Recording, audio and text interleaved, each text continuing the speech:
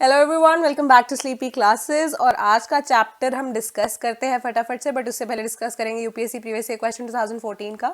एक Fairlie simple question था, which one of the following pairs of island is separated from each other by the 10 degree channel. ठीक है, तो इसका answer था हमारा option number A, that is Andaman and Nicobar. ठीक है, तो इसको एक्सप्लेन करने की जरूरत नहीं है, आप एटलस उठा के इजिली देख सकते हैं कि अंडमान एंड निकोबार को दोनों को सेपरेट करने के लिए 10 डिग्री चैनल जो है वो हमने नाम दिया है।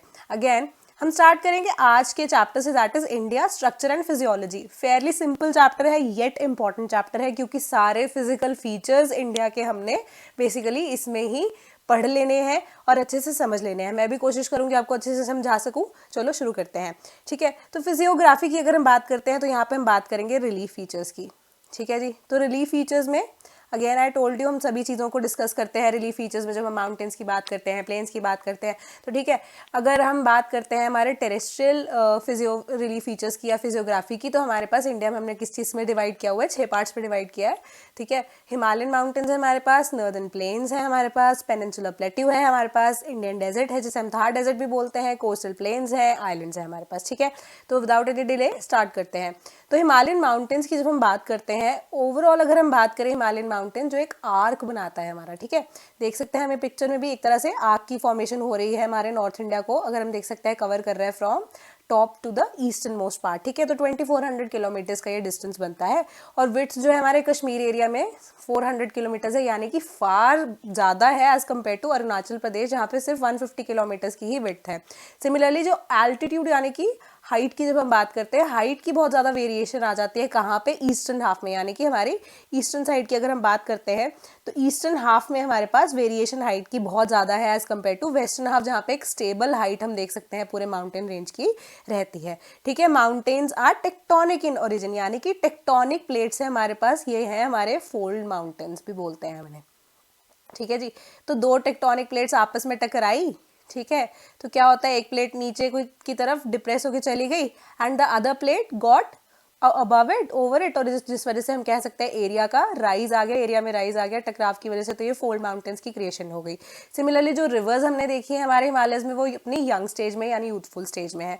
सिमिलरली सेडिमेंट्री रॉक से बने हुए हैं हमारे जो मेनली हिमालयन माउंटेन्स है, मैक्सिमम पॉइंट एरियाज जो है सेडिमेंट्री रॉक से बना है, तो इस वजह से unconsolidated and semi consolidated deposits से बना है। ठीक है जी, और 3 पैरेलल रेंजेस हैं जिसमें हमें बेसिकली इनको डिवाइड करते हैं, 3 रेंजेस में डिवाइड करते हैं हम अपने हिमालयस को, जिसको हम ग्रेटर हिमालयस बोलते हैं, लेसर हिमालयस बोलते हैं। ग्रेटर हिमालयस को हम हिमाद्री भी बोलते हैं, लेसर हिमालयस को हम बोलते हैं हिमाचल, एंड साथ ही साथ फुट हिल्स पे जो आती है हमारी, दैट इज शिवालिक्स। ठीक है जी, तो शिवालिक्स भी हम कह देते हैं। सिमिलरली अगर हम स्टार्ट करते हैं सबसे पहले अपर, ग्रेटर या हिमाद्री एरियाज को जिसको हम बोलते हैं, तो ये नॉर्दर्न मोस्ट लेयर है। तो यहाँ पे हम नंबर 1 किसको पॉइंट आउट कर रहे हैं, दैट इज ग्रेटर हिमालयस की अगर हम बात करते हैं, तो यहाँ पे एसिमेट्रिकल फोल्ड्स हैं। हम देखते हैं कि जो हमारा फोल्ड माउंटेन्स की वजह से क्योंकि बना था, टेक्टोनिक ओरिजिन है, तो एसिमेट्रिकल फोल्ड्स हैं यहाँ पे, अनइवन है और इवन नहीं है। ठीक है, और साथ ही साथ जो कोर है बेसिकली ग्रेनाइट से कंपोज हुई है। ठीक है, और एक ही कॉन्टिन्यूस रेंज है, हम देख सकते हैं यहाँ पे कॉन्टिन्यूस रेंज है। ठीक है, साथ ही साथ एवरेज हाइट हमारी 6000 मीटर यानी 6 किलोमीटर्स के अराउंड है। तो हमारा माउंट एवरेस्ट भी हम देखते हैं यहाँ पे हमें देखने को मिलता है। तो माउंट एवरेस्ट भी अगेन हमारी कौन सी रेंज में है, हिमाद्री रेंज में है, यानी अपर या ग्रेटर हिमालयस में पाया जाता है। तो हम बात करेंगे हिमाचल यानी लेसर हिमालयस की। ठीक है, तो ये कहाँ मिलेगा, एक सेंटर पोजीशन पे है दोनों के बीच में, यानी कि साउथ ऑफ हिमाद्री या नॉर्थ ऑफ शिवालिक्स, दोनों ही चीज़ से है, यहाँ बोल सकते हैं मिडिल रेंज में भी मिलता है। ठीक है, तो माउंटेन्स जो है हमारे रग्ड माउंटेन्स हैं यहाँ पे। ठीक है, रग्ड माउंटेन्स है। सिमिलरली हमारे जो highly compressed and altered rocks हैं यहाँ पे, ठीक है, बहुत ज़्यादा दबाव आ गया ऊपर वाली लेयर से अगर हम कह सकते हैं ड्यू टू द हाइट, तो इस वजह से highly compressed and altered rocks है। ऑल्टीट्यूड यहाँ पे 3700 से 4500 मीटर्स है, पिछली वाली में था 6000 मीटर्स। ठीक है, यहाँ पे हमारे वेल नोन हिल स्टेशंस की अगर हम बात करते हैं तो बात करेंगे, यहाँ पे हम कांगड़ा की भी बात कर सकते हैं, कसौली एंड ऑल, ये सारे के सारे हम देखते हैं हिमालयस में ही आते हैं। सिमिलरली अगर हम बात करें शिवालिक्स की, ठीक है, तो शिवालिक हमारे सबसे लोअर मोस्ट रेंज यानी कि हमारे सबसे बेसिक यानी आउटर मोस्ट रेंज है, और यहाँ पे विड्थ किसकी कितनी है, 10 to 50 किलोमीटर्स। और यहाँ पे अनकंसोलिडेटेड सेडिमेंट्स हैं, यानी कि बहुत ही अनस्टेबल है ये। साथ ही साथ वैली जो है कवर किससे हो रही है, ग्रेवल से और एलुविलियम से, ठीक है, एलुवियम से बनी है ये सारी की सारी वैलीज। और यहाँ पे हम कहते हैं कि हिमालय की जो हमारी लेसर हिमालय यानी हिमाचल की जो रेंज है उसके और शिवालिक्स के बीच में ना छोटी छोटी जो वैलीज बनती हैं उन्हें हमने क्या नाम दिया है, दून्स। ठीक है जी, इन दून्स में अगर हम कंसिस्ट करते हैं, हमारा फेमस जो है हमारा दून कौन सा आएगा, हमारा देहरादून। ठीक है जी, अगला स्लाइड पे चलते हैं। फर्दर हिमालयाज को इन 3 लेयर्स के अलावा भी हमने alignment of ranges, geomorphical features और रिलीफ या उनके जोग्राफिकल एरिया के ऊपर भी डिवाइड किया है। ठीक है, तो जोग्राफिकल एरिया के बेसिस पे हमने कैसे डिवाइड किया, फर्दर 5 पॉइंट्स में हमने इनको डिवाइड किया है, 5 पार्ट्स में डिवाइड किया है। सबसे पहले हमारा कश्मीर और नॉर्थ वेस्टर्न हिमालयाज आ गया, यानी कि बिल्कुल टॉप मोस्ट पोजिशन पे चले जाते हैं, तो हमारा कश्मीर वाला एरिया आ गया। हिमाचल एंड उत्तरांचल हिमालयाज आ गया, हिमाचल यहाँ है हमारा शिमला, हिमाचल उत्तराखंड, ठीक है, ये सारा उत्तरांचल वाला एरिया आ गया। देन अगेन हमने यहाँ पे छोड़ दिया क्योंकि ये नेपाल है। ठीक है, साथ ही साथ हम पहुँचेंगे दार्जिलिंग एंड सिक्किम वाले एरिया में, तो वह इस एरिया में आ जाएगा। देन अरुणाचल की बात करेंगे एंड साथ ही साथ फिर बात करेंगे ईस्टर्न हिल्स एंड माउंटेन्स की बात करेंगे। ठीक है, तो इस तरह से भी हमने इसे डिवाइड किया है, एरिया वाइज भी हमने फर्दर हिमालयस को डिवाइड किया है। तो सबसे पहले बात करेंगे कश्मीर की, या नॉर्थ वेस्टर्न हिमालयस भी हम इन्हें बोलते हैं। ठीक है, तो यहाँ पे कौन सी हमारे पास मेन रेंजेस हैं, काराकोरम रेंज है, लद्दाख यहाँ पे है, ज़ंस्कार वैली यहाँ पे है, और पीर पंजाल रेंज जो है बहुत फेमस अगेन वो यहाँ पे पाई जाती है। एंड साथ ही साथ एक इंपॉर्टेंट पॉइंट आ जाता है ज़ाफ़रान की कल्टिवेशन। ज़ाफ़रान is a local brand of saffron, ठीक है, जो यहाँ पे कल्टीवेट किया जाता है एक्सक्लूसिवली यहाँ पे ही, ज़ाफ़रान। तो इसे याद रख सकते हैं, आपको ये आ सकता है। ठीक है, साथ ही साथ यहाँ पे fresh water and salt water lakes भी पाई जाती है। फ्रेश वाटर में हमारे पास 2 लेक्स हैं यहाँ पे, डल लेक एंड वुलार लेक। ठीक है, सॉल्ट वाटर लेक की बात करते हैं तो पेंगोंग लेक उनमें से एक है। ठीक है जी, तो साथ ही साथ जो झेलम है ना, अगेन झेलम यहाँ पे रिवर है हमें मिलती है। ठीक है, झेलम इज अगेन हम कह सकते हैं इंडस की हमारी ट्रिब्यूटरी। ठीक है, तो मैंने आपको बताया था हिमाचल या हिमालयाज में पर्टिकुलरली हमारी जितनी भी रिवर्स हैं वो यंग स्टेज पे हैं। ठीक है, यूथ स्टेज पे है अपनी। तो झेलम जो है ना इज ऑल्सो यूथ स्टेज पे रिवर, और जो यूथ स्टेज पे होने के बावजूद भी मियांडर्स बनाए हैं इस रिवर ने, जो इसकी खासियत है। मियांडर्स इन द सेंस मैंने आपको बताया था जो कर्व्स यानी चेंज ऑफ कोर्स की वजह से हम कह सकते हैं कर्व्स बनते हैं रिवर्स के, दैट आर कॉल्ड मियांडर्स। ठीक है, तो youthful reverse generally don't do it. ठीक है, तो ये फीचर होता है हमारे जो अपनी ओल्ड एज में हमारी रिवर्स होती है, क्योंकि वो अपना कोर्स चेंज करती हैं सिमिलरली। तो इस वजह से झेलम का ये एक इंपॉर्टेंट एस्पेक्ट बन जाता है जो आपको याद रखना है। अगेन यहाँ पे भी हमने दून की फॉर्मेशन देखते हैं हम, तो यहाँ पे हमारे पास 2 दून आ जाते हैं, पर्टिकुलरली पठानकोट एंड जम्मू दून। ठीक है, तो इसको याद रखने की आपको ज़रूरत है। तो बात करेंगे अब हिमाचल एंड उत्तरांचल हिमालयाज की। ठीक है, तो ये अप्रॉक्सीमेटली लाई करते हैं रावी इन द वेस्ट, ठीक है, एंड कली इन द ईस्ट। और यहाँ पे मेन रिवर्स हमारी कौन सी है, इंडस एंड गंगा। और ब्रिटिश कॉलोनियल एडमिनिस्ट्रेशन यानी ब्रिटिशर्स को ये जगह बहुत ज़्यादा पसंद आ गई थी। तो हमने देखा कि ब्रिटिशर्स की जितनी भी हम कैंटोनमेंट एरियाज है ना यहाँ पे ही पाए जाते हैं, इंक्लूडिंग लैंसडाउन हो गया, देहरादून हो गया, हमारे पास मसूरी हो गया। These are the important hill station जो हम देखते हैं ब्रिटिशर्स ने कहीं ना कहीं कह सकते हैं हमने डेवलप किए हैं। साथ ही साथ भोटियाज यहाँ पे एक कम्युनिटी है जो चरवाहे हैं यानी कि नोमैड्स हैं, जो क्या करते हैं समर्स के टाइम पे दे टेक देयर एनिमल्स, चले जाते हैं लो एरियाज में, वहाँ पे चरवाते हैं उन सब एनिमल्स को। विंटर्स के टाइम पे they return back to their home. और साथ ही साथ यहाँ पे valley of flowers is very famous, जो कि इस टाइम पे उत्तराखंड में हम देखते हैं मिलती है। उत्तराखंड में वैली ऑफ फ्लावर्स जो है चमोली डिस्ट्रिक्ट के पास यहाँ पे एक एरिया है, यहाँ पे हम देख सकते हैं वैली ऑफ फ्लावर्स भी है। साथ ही साथ फेमस 5 जो प्रयाग्स है यानी रिवर कॉन्फ्लुएंसेस की बात करते हैं वो भी यहीं पे मिलते हैं। तो कौन से हैं हमारे वो, that is Devprayag, Rudraprayag, Karnaprayag, Nandprayag and Vishnuprayag. These are the various important 5 confluences या प्रयाग्स जो यहाँ पे हमें हिमाचल या उत्तरांचल हिमालयाज में मिलते हैं। तो फर्दर बात करेंगे दार्जिलिंग एंड सिक्किम हिमालयाज की। ठीक है, तो ये नेपाल से हम कह सकते हैं वेस्ट है और भूटान के ईस्ट में, बहुत ही स्मॉल जो है एरिया है। और साथ ही साथ यहाँ पे हमारी हम कह सकते हैं हाई माउंटेन पीक्स हैं, यानी कि कंचनजंगा यहाँ पे हमें मिलता है, कंचनजंगा जैसी पीक्स हैं वो यहीं पे हैं। साथ ही साथ फास्ट फ्लोइंग रिवर्स है और डीप वैलीज इस वजह से फॉर्म हो जाती है, क्योंकि फास्ट है रिवर्स फ्लोइंग तो डीप वैलीज की फॉर्मेशन होगी। और लेप्चा ट्राइब्स यहाँ पे हमें मिलते हैं। सिमिलरली जो मॉडरेट स्लोप है ना यहाँ पे बनती है, स्लोप जो है बहुत ही मॉडरेट है, थिक सॉइल कवर है, हाई ऑर्गेनिक कंटेंट है, साथ ही साथ रेनफॉल जो है थ्रू आउट द ईयर हम देखने को मिलते हैं, डिस्ट्रीब्यूटेड है।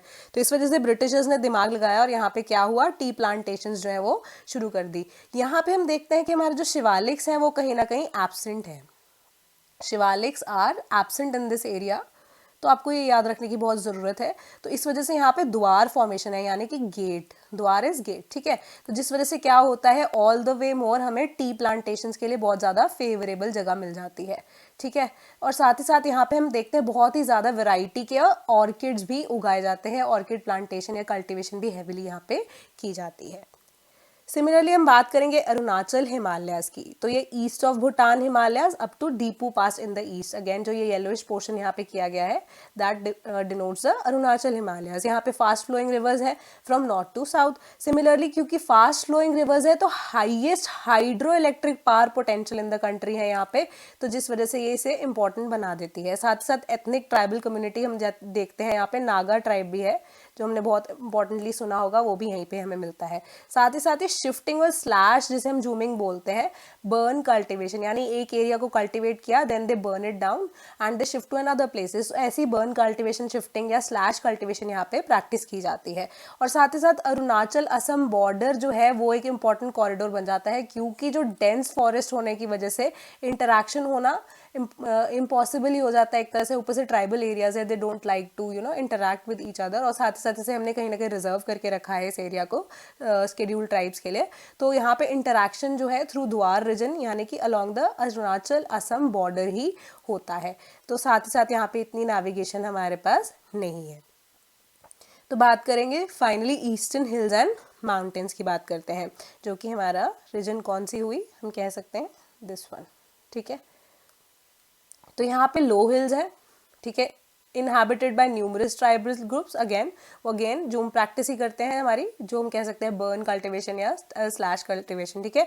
तो यहाँ पे एक इंपॉर्टेंट हमारी कौन सी रिवर है, दैट इज बैरक, ठीक है। और लोकताक लेक इंपॉर्टेंट है। लोकताक लेक की एक इंपॉर्टेंट फीचर ये है कि सेंटर में लेक है एंड आसपास हमारे पास क्या है, माउंटेन हम कह सकते हैं रेंज है, जिस वजह से ये बहुत ही ज़्यादा ब्यूटीफुल लेक बन जाती है। सिमिलरली मिजोरम की बात करते हैं, उसे हम मोलासिस बेसिन भी बोलते हैं and land of rolling mountains भी बोलते हैं, क्योंकि यहाँ पे बहुत सारी हम कह सकते हैं माउंटेन रेंजेस जो हमें देखने को मिलती हैं। और नागालैंड भी इसमें इंक्लूड होता है। तो इसमें मैक्सिमम हम देखते हैं जो रिवर्स पाई गई हैं यहाँ पे, वो बेसिकली ट्रिब्यूटरी है ऑफ द ब्रह्मपुत्र रिवर। तो नर्दर्न प्लेन्स पे फटाफट आ जाते हैं। तो नर्दर्न प्लेन्स में हमारे पास 3 रिवर्स जो है मेनली डोमिनेट कर रही हैं, इंडस, गंगा एंड ब्रह्मपुत्रा। तो अब रिवर्स लेकर आ रही हैं सॉइल हमारे पास, तो कौन सी सॉइल होगी, अलूवियल सॉइल ही होगी। साथ ही साथ जियोसिंक्लिनल डिप्रेशन है यहाँ पे, तो इसको कैसे समझाऊंगी मैं आपको। जो जियोसिंक्लिनल डिप्रेशन होता है that is a kind of depression, नाम से पता लग रहा है कि जोग्राफिकली एक डिप्रेशन फॉर्म हो गया, यानी कि गड्ढा बन गया है, जिसको फिल किसने किया है, सेडिमेंट्स जो हमारे लेके आ रही है रिवर। तो इस वजह से हमारी जो जियोसिंक्लिनल डिप्रेशन को भर देती है एलुवियल सॉइल से रिवर्स जो जितने भी डिपॉजिट्स को लेके आई है। एंड साथ ही साथ जो प्लेन है उसका डिस्टेंस कितना है, 2400 किलोमीटर्स, और 240 से 320 किलोमीटर्स इसकी विड्थ है। तो रिवर एंड आइलैंड्स यहाँ पे बन गए हैं, यानी कि रिवर जा रही है, उसके बीच में छोटे छोटे हम देखते हैं आइलैंड्स हमें देखने को मिल जाते हैं। एंड कुछ एरियाज में हम देखते हैं इतने हम कह सकते हैं वाइड एरिया में स्प्रेड है रिवर्स हमारी, कि कई एरियाज में बिल्कुल हम देखते हैं कि ट्रिब्यूटरीज जो है डिस्ट्रीब्यूट होने के बावजूद भी वी कैन से कि बहुत ज़्यादा सूखा पड़ जाता है, वहाँ पे सूख जाती है रिवर्स, तो उसे हम क्या बोलते हैं, डिस्ट्रीब्यूटरीज, ठीक है। आगे फर्दर जो है वो डोमिनेट नहीं कर पाती एरिया को कवर करने में, तो उन्हें हम डिस्ट्रीब्यूटरीज बोल देते हैं। तो नर्दर्न प्लेन्स की फर्दर हमने डिवीजन की बेसिस ऑफ द रिवर की वजह से। तो पंजाब प्लेन्स में इंडस रिवर है, गंगा प्लेन में अगेन गंगा की ही हम देखते हैं मैक्सिमम डोमिनेशन है, ब्रह्मपुत्र प्लेन में ब्रह्मपुत्र रिवर है, ठीक है। तो western part of the northern plain formed by the Indus and it's tributaries, ठीक है। लार्ज पाकिस्तान में इसका पार्ट है मैक्सिमम और डोमिनेटेड बाय दुआब, यानी कि 2 रिवर्स, ठीक है। एक ही हम कह सकते हैं दुआब इज लाइक कि 2 रिवर्स के बीच में एक एरिया या लैंड एरिया का सिचुएट होना, दैट इज दोआब, ठीक है। गंगा प्लेन की बात करते हैं तो घग्गर एंड तीस्ता रिवर के बीच में सिचुएटेड है। स्टेट कौन सी कवर हो रही है? Haryana, Delhi, UP, Bihar, partly Jharkhand and West Bengal. Similarly Brahmaputra की बात करते हैं तो ये असम एरिया में, known for their riverine islands and sandbars. Most of the areas are subjected to periodic flood. यहाँ पे फ्लडिंग का बहुत इशू है, ये एक इंपॉर्टेंट टॉपिक भी है, फर्दर वील डिस्कस इट, ठीक है। और shifting river causes forming braided streams, ठीक है, क्योंकि अब यहाँ पे फ्लडिंग का इशू रहता है तो मार्शी लैंड भी है अगेन, तो जिस वजह से कहीं ना कहीं हमारी टी प्लांटेशन को ऑल द वे मोर हम कह सकते हैं बहुत ज़्यादा हेल्प मिल जाती है, पीरियोडिक फ्लडिंग हो जाती है, shifting river courses forming braided streams. तो पेनिनसुलर प्लेटो की बात करते हैं तो हमारा जो पेनिनसुलर प्लेटो है, पेनिनसुला की अगर हम बात करते हैं, a land which is we can say surrounded by water on 3 sides is known as a peninsula, ठीक है। तो ये old crystalline, igneous and metamorphic rock से बना है, सेडिमेंट्री रॉक्स नहीं है यहाँ पे, इग्नियस रॉक्स हैं और मेटामॉर्फिक रॉक्स है। Igneous and metamorphic all the way same type of हमारे रॉक्स रहते हैं। इग्नियस इज डायरेक्टली लावा जिसको हम बोलते हैं जो सूख जाता है, मेटामॉर्फिक इज अगेन जिसको बहुत ज़्यादा क्रिस्टलाइज रिक्रिस्टलाइज किया जाता है, हॉट एंड कोल्ड कह सकते हैं प्रोसेस से गुजरता है वो, तो मेटामॉर्फिक एंड इग्नियस रॉक्स है, ठीक है। तो on the basis of prominent relief features हमने पेनिनसुलर प्लेटो को भी डिवाइड किया है सेंट्रल हाईलैंड्स में, डेक्कन प्लेटो में और नॉर्थ ईस्टर्न प्लेटो में। और यहाँ पे ब्लैक सॉइल मिलती है। ब्लैक सॉइल किससे मिलती है? अगेन हमने कहा था, मैंने बताया था आपको, ये क्वेश्चन भी पूछा था प्रीवियस क्वेश्चन में। ब्लैक सॉइल शुगर केन के लिए बहुत इंपॉर्टेंट होती है, ठीक है। तो ये कहाँ से आती है? हमारी इग्नियस रॉक से आती है, ठीक है। तो black soil is known as Deccan trap भी बोलते हैं हम इसे, ठीक है। और वॉल्केनिक ओरिजिन है इसलिए रॉक्स आर इग्नियस, तो all the way more prove कर देती है इस चीज को। तो river valleys are shallow with low gradients, तो यहाँ की जो रिवर्स है वो इतनी पावरफुल नहीं है as compare to the North India के हमारे जो रिवर्स है, ठीक है। तो रिवर वैलीज जो है शैलो है एंड विद लो ग्रेडियंट्स। और general elevation of the plateau is from west to east, यानी कि जो रिवर्स है वो भी फिर अगेन एलिवेशन के हिसाब से वेस्ट टू ईस्ट ही फ्लो करेंगी। तो वेस्टर्न घाट्स की बात कर लेते हैं। वेस्टर्न घाट जो है कोस्ट के हम कह सकते हैं पैरेलली चलता है वेस्टर्न कोस्ट के, ठीक है। और ये हायर है देन द ईस्टर्न घाट्स और इनके एलिवेशन है अगेन 900 to 1600 मीटर्स। और यहाँ पे ओरोग्राफिक रेनफॉल होती है, यानी कि जो वेस्टर्न घाट्स को कह सकते हैं हम अरेबियन सी जो जिस एरिया को फेस कर रही है सिर्फ उस एरिया को ही रेनफॉल मिल रही है। द अदर पार्ट यानी eastern part of the western Ghat again जो है वहाँ पे वो रेन शैडो एरिया बन के रह जाता है, ठीक है। तो पढ़ लेते हैं इसे एक बार कि causes orographic rain by facing the rain bearing moist winds to rise along the western slopes of the Ghats, ठीक है। तो वेस्टर्न एरिया को ही हम कह सकते हैं रेनफॉल मिलती है, ईस्टर्न साइड तक पहुंचते पहुंचते हमारी रेनफॉल का या जो हमारे क्लाउड्स जिसको मॉइस्चर लूज हो जाता है तो ये कौन सा एरिया हो जाता है? हमारा रेन शैडो एरिया, ठीक है। ईस्टर्न घाट्स की बात करते हैं तो ये Mahanadi valley to the Nilgiris in the south ही एक्सटेंड होता है। और ये इतनी कॉन्टिन्यूस रेंज नहीं है क्योंकि यहाँ पे बहुत सारी जो रिवर्स है हमारी कृष्णा, गोदावरी, जो इसको काट देती है ईस्टर्न घाट्स को ना हमारे, तो ये इरेगुलर और डिसकॉन्टिन्यूस बन जाता है। और इसकी एवरेज एलिवेशन अगेन कम है, हमने पिछले स्लाइड में ही देखा 600 मीटर्स ही है सिर्फ। और Eastern Ghats run from West Bengal state in the north through Odisha, Andhra Pradesh and Tamil Nadu in the south. तो ये डायग्राम में हम देख सकते हैं, मैप में अगेन देख सकते हैं कि ईस्टर्न घाट्स हमारे कहाँ तक कवर कर रहे हैं, ठीक है। और Eastern Ghats and western Ghats जो है एक दूसरे से मिलते हैं यहाँ पे कहीं, दैट इज यहाँ पे हमारी नीलगिरीज है, ठीक है। इनका कॉन्फ्लुएंस पॉइंट है नीलगिरीज। तो इंडियन डेजर्ट की बात करते हैं। इंडियन डेजर्ट हमारा थार डेजर्ट है, the only desert present in India, जो हम कह सकते हैं हॉट डेजर्ट की अगर बात करें, कोल्ड डेजर्ट नहीं, हॉट डेजर्ट की बात करते हैं तो that is Thar desert only, ठीक है। तो lies towards the western margins of Aravalli hills, ठीक है। अरावली हिल्स है हमारे यहाँ पे कहीं, अरावली हिल्स के वेस्टर्न साइड पे हम देखते हैं थार डेजर्ट है हमारा। और यहाँ पे रेनफॉल 150 mm से भी कम होती है पूरे साल में। और जो स्ट्रीम्स हैं appear during the rainy season only, यानी कि सिर्फ बारिशों के टाइम पे जितनी भी हम कह सकते हैं पानी इकट्ठा होता है, जिस वजह से हमारी सीजनल यहाँ पे रिवर्स रहती हैं, ठीक है, जो कि सूख जाते हैं क्योंकि फर्दर उनको मॉइस्चर नहीं मिलता और गर्मी बहुत ज़्यादा होती है, तो सीजनल रिवर्स है। तो एक हमारी कह सकते हैं हम जो स्ट्रीम्स है they appear only in the rainy season. और lakes and playas have brackish water, यानी कि बहुत ज़्यादा सॉल्ट कंटेंट है, एंड साथ ही साथ which is the main source of obtaining the salt, ठीक है। तो ब्रैकिश वाटर है यहाँ पे लेक्स एंड पलायाज में, जो कि लेक्स एंड पलायाज हमें कब मिलेंगी? सिर्फ और सिर्फ रेनी सीजन के टाइम पे। तो क्या होगा? सिर्फ और सिर्फ ब्रैकिश वाटर है और ऑब्टेनिंग सॉल्ट में बहुत ज़्यादा हेल्पफुल है। तो बात करेंगे कोस्टल प्लेन्स की, तो कोस्टल प्लेन्स कौन सी प्लेन्स है हमारी, narrow stretch of coastal strips running along the Arabian Sea on the west and Bay of Bengal in the east, यानी कि जो ब्लैक पोर्शन है मैंने दिख रहा है इस चैप्टर में या इस स्लाइड में आपको, तो ये सारा हमारा इस साइड वाला एरिया ब्लैकिश पोर्शन जितना भी है that are the coastal plains. तो वेस्टर्न कोस्ट में यहाँ पे, ईस्टर्न कोस्ट यहाँ पे, वेस्टर्न कोस्ट में हमारे पास यहाँ पे आ गई अरेबियन सी, दैट इज यहाँ पे बे ऑफ बंगाल, ठीक है जी। तो वेस्टर्न कोस्ट में है, तो western coastal plains are the narrow in the middle and they get broader towards the north and south, यानी कि यहाँ पे हम कह सकते हैं यहाँ पे ब्रॉड है और यहाँ पे भी ब्रॉड है और यहाँ पे नैरो हो जाता है, ठीक है जी। And the rivers flowing through this coastal plain do not form any delta, तो कोई भी रिवर जो है डेल्टा नहीं बनाती है। और ईस्टर्न कोस्ट की बात करते हैं तो ये कॉन्टिनेंटल शेल्फ यहाँ पे 500 किलोमीटर्स इनटू द सी है, that is very much long, तो जिस वजह से जो हमारे पोर्ट्स हैं हार्बर्स हैं यहाँ पे बहुत ज़्यादा डिफिकल्ट है डेवलपमेंट के लिए। तो इस वजह से क्या होता है, क्योंकि कॉन्टिनेंटल शेल्फ जो है शैलोएस्ट पार्ट ऑफ द सी है, मैंने आपको बताया था, तो शैलोएस्ट पार्ट में हम कह सकते हैं हमारे हार्बर्स नहीं आ सकते, क्योंकि हमारी जो कह सकते हैं हम शिप्स हैं वो इतने शैलो वाटर्स में कहीं ना कहीं नहीं स्टैंड कर सकती, इस वजह से हमारे जो पोर्ट्स हैं वो बनाने बहुत ज़्यादा डिफिकल्ट हो जाते हैं। तो नर्दर्न पार्ट जो है इसको हम बोलते हैं नर्दर्न सरकार्स, और सर्दर्न पार्ट जो है हमारा कह सकते हैं Coromandel coast, this is the northern Circars and this is the Coromandel coast further. और यहाँ पे हमारी चिल्का लेक भी मिलती है, that is the largest sea water lake in India. तो आइलैंड्स की बात करते हैं, आइलैंड्स हैं हमारे पास 572 आइलैंड्स, जिसमें है बे ऑफ बंगाल ग्रुप आइलैंड जिसकी हम बात करते हैं। तो यहाँ पे कौन सा आइलैंड मिलता है, अंडमान एंड निकोबार, ठीक है।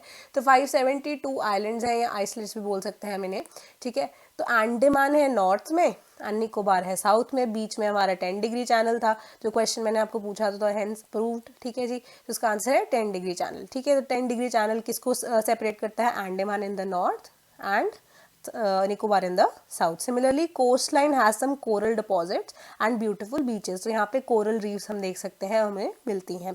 and यहाँ पे convectional rainfall होती है। convectional again क्यों होती है, क्योंकि हमारा जो southern India है, हमने कहा था कि ट्रॉपिक ऑफ कैंसर बिल्कुल सेंटर से पास करता है इंडिया को, तो ये एरिया आ जाता है हमारा ट्रॉपिकल बेल्ट में, तो यहाँ पे कन्वेक्शनल रेनफॉल ही होती है। तो इस वजह से क्या होगा, इक्वेटोरियल टाइप ऑफ वेजिटेशन होगी। तो इक्वेटोरियल टाइप ऑफ वेजिटेशन में हम कहते हैं बहुत ही अच्छी या डेंस हमारे पास कह सकते हैं मैक्सिमम वैरायटी या मैक्सिमम बायोडाइवर्सिटी पाई जाती है हमारी इक्वेटोरियल एरिया में।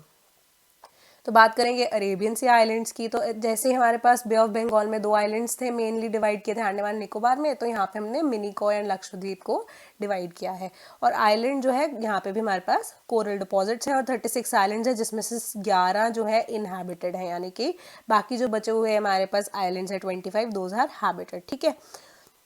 और यहाँ पे storm beaches consisting of unconsolidated pebbles, shingles, cobbles and boulders, ठीक है। एंड साथ ही साथ पीटी आइलैंड है यहाँ पे, जिसपे ये भी अगेन एक इनहैबिटेड आइलैंड है, जहाँ पे हमारे पास क्या है, एक बर्ड सेंचुरी है, ठीक है जी। तो इस चैप्टर में फिलहाल इतना ही है। तो प्रीवियस ईयर क्वेश्चन जो हम नेक्स्ट क्लास में डिस्कस करेंगे, which of the following have coral reefs, तो इसके आंसर आधे तो आपको मिल ही चुके होंगे। First is Andaman and Nicobar, second is gulf of Kutch, third gulf of Mannar, fourth is Sundarbans. तो मैक्सिमम जो आपको लगता है कॉम्बिनेशन सही है, तो उसका आंसर आपको चूज करेंगे अकॉर्डिंगली। तो मिलेंगे इसके आंसर के साथ। कोई भी डाउट हो तो प्लीज बताइएगा कॉमेंट सेक्शन में। Till then keep studying, keep supporting and please कोई भी डाउट हो अगेन तो प्लीज हमें कंसल्ट करना, कॉमेंट करना। Thank you so much.